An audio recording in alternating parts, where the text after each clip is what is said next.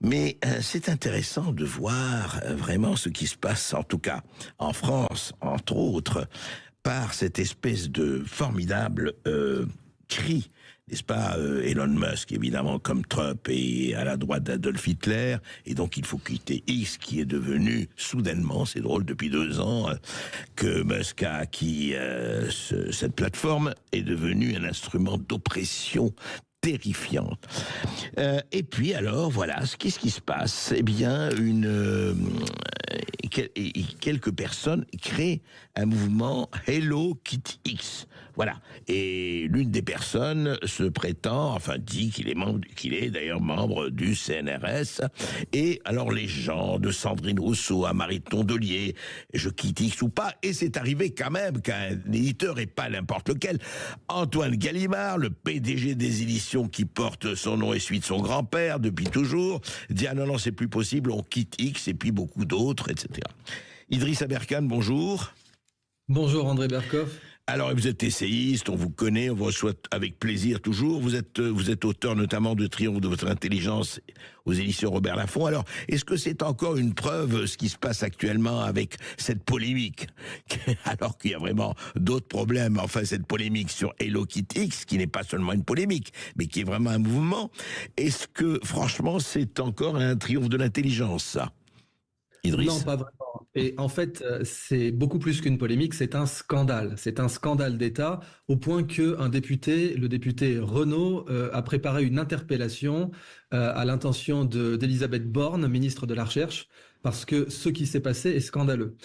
On a donc la presse, à partir d'une dépêche AFP, qui a titré « Comment le CNRS vous aide à quitter X ».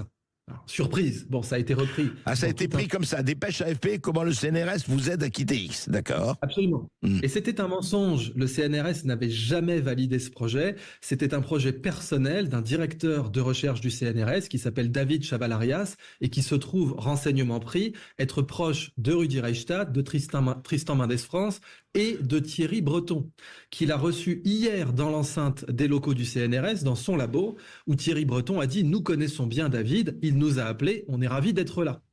Alors là, on a un premier problème.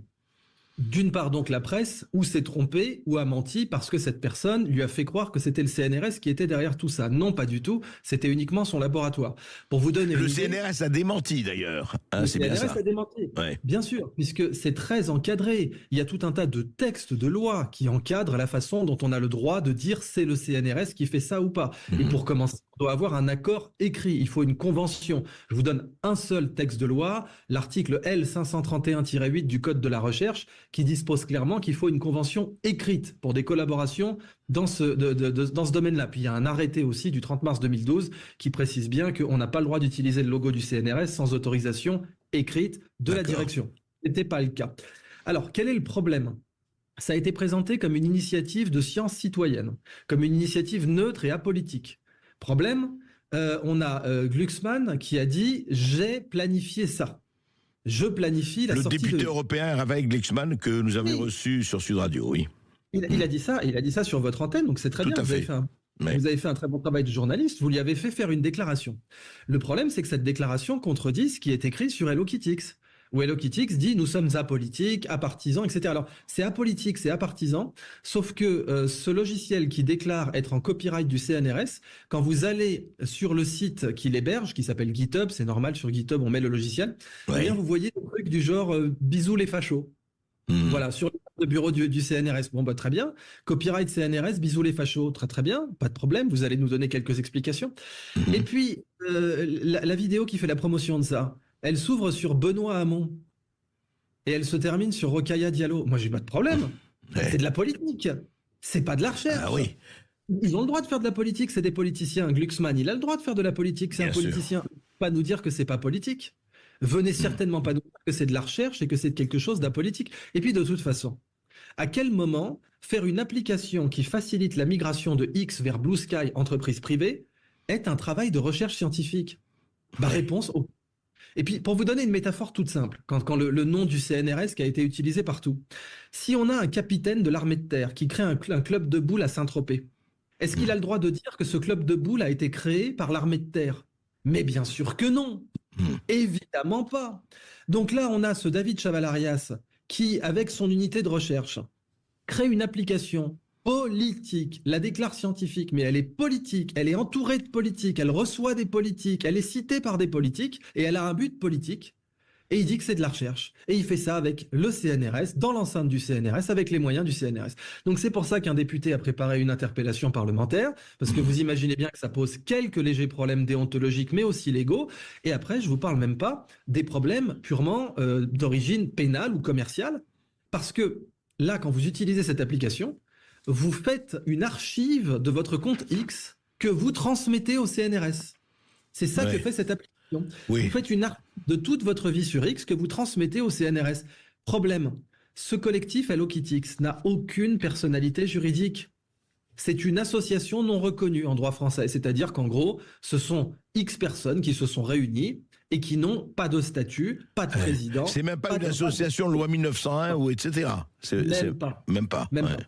Et ça, le CNRS n'a pas le droit de s'associer à des machins comme ça. Le CNRS, c'est très strict. Il ne peut s'associer qu'à des machins qui peuvent signer des contrats.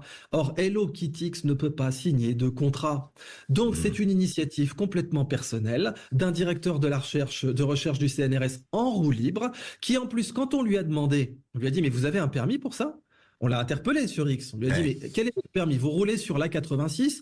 Contrôle, permis, carte grise, assurance, c'est normal. Et bien là, il nous dit, oulala, outrage à agent.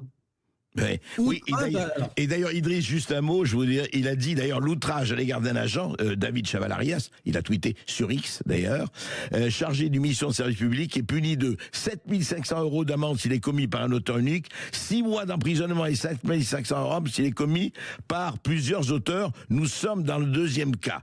Voilà ce qu'il dit, et je voudrais juste ajouter un commentaire toujours historique de l'essayiste que nous connaissons bien, Florence Bergeau-Blacker. Elle dit: je suis fonctionnaire du CNRS, votre victimisation est absurde. Elle répond à David Chavalarias: aucun agent n'est harcelé par ceux que vous appelez les conspis fachos, qui à bon droit vous demandent des comptes sur ce boycott organisé au nom du premier centre de recherche public français. C'est exactement ça. C'est-à-dire que là, si on suivait les délires de ce directeur de recherche, on aurait la jurisprudence Chavalarias, elle mérite bien de porter son nom, qui disposerait en gros que n'importe quel fonctionnaire de catégorie C, B ou A, s'il se prend un contrôle de police sur l'autoroute, il peut dire outrage. Mais pas du tout. Et Régis de Castelnau, qui est avocat et qui lui a d'ailleurs opposé son livre, il a écrit un livre, Régis de Castelnau, Le fonctionnaire face au juge pénal. Très marrant. Et il lui a dit, bon voilà, il va falloir faire votre éducation, monsieur Chavalarias, parce qu'en fait, l'outrage à agent, c'est dans une mission de service public, et ça reconnaît pas la personne, ça reconnaît la mission. Or, en quoi Hello Kitty X est une mission de service public ? Expliquez-moi. En quoi Hello Kitty X, en quoi une application qui n'a pas de personnalité juridique, qui est un groupe de potes concrètement, qui n'a aucune lettre signée du CNRS lui donnant cette autorisation et même le droit d'utiliser son logo à cette fin, qui s'entoure de politique et qui fait du militantisme, voire du prosélytisme. Ce sera de déterminer. Pourquoi ça, c'est un service public ? Réponse, en rien. Mais alors, Idriss Aberkane, juste un mot. Le CNRS, d'accord, mais il n'a pas désavoué Chavalarias. C'est intéressant, là. On les sent un tout petit peu, je ne sais pas, un peu embarrassés, un peu dans l'ambiguïté quand même, non ? Et vous connaissez tout à fait la réponse à cela. C'est que Thierry Breton est quelqu'un de puissant. Quand on est le président directeur général du CNRS, on ne veut pas s'aliéner un directeur de recherche qui connaît personnellement Thierry Breton. Si n'importe quel autre directeur de recherche avait fait ça, et l'essayiste que vous avez cité est directrice de recherche, elle est fonctionnaire au CNRS, elle s'est pris des sanctions disciplinaires par le CNRS. Elle n'a pas la chance de connaître personnellement Thierry Breton. Elle n'a pas la chance de recevoir Thierry Breton dans ses locaux, dans les locaux de son laboratoire, et que Thierry Breton dise dans un direct sur YouTube, hier, nous connaissons bien David. Mais oui, David, first name, bien entendu, aucun conflit d'intérêt.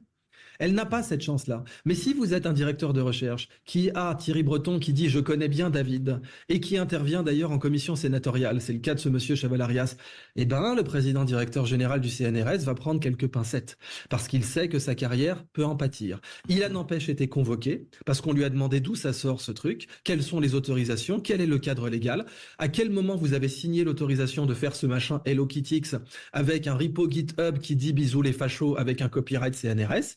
À quel moment on a fini en roue libre comme ça à faire du prosélytisme politique, à faire du favoritisme politique, à faire une campagne politique en appelant ça de la science et un service public. Eh bien, nous, les citoyens, nous demandons des réponses et nous les aurons.